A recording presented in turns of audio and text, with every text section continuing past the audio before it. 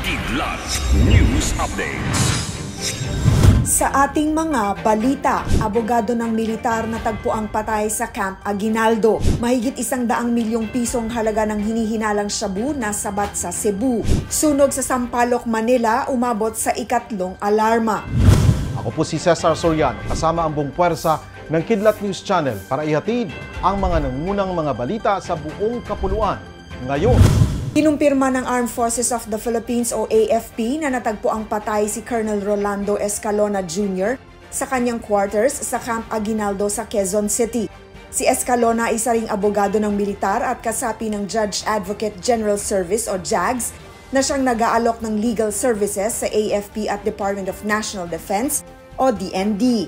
Saad ni AFP spokesperson Colonel Francel Margaret Padilla, nagsasagawa pa ang AFP at Philippine National Police o PNP ng masusing investigasyon hinggil sa pangyayari. Nagpahayag din ng pakikiramay ang AFP sa mga kaanak ni Colonel Escalona.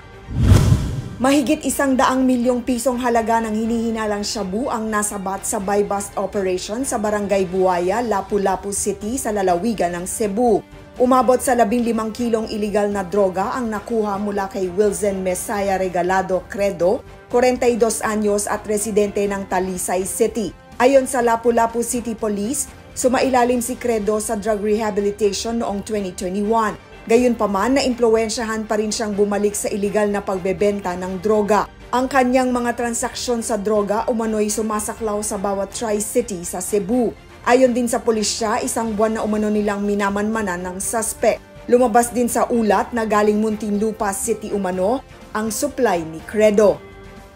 Umabot sa ikatlong alarma ang sunog sa isang residential area sa Carola Street, Dangwa, Sampaloc, Manila.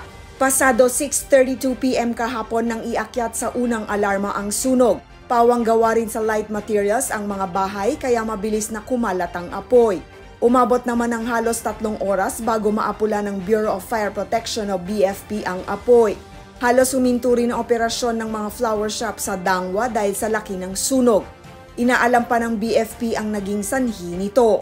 Para sa Kidlat News Updates, ako si Rosalyn Sinchonko, nag-uulat. atin niyo pong natungayan ang mga headlines sa mga nakalipas na oras. Manatili nakatutok para sa susunod na updates at breaking news. Ako po si Cesar Soriano, kasama nyo sa bawat pagputo ng balita.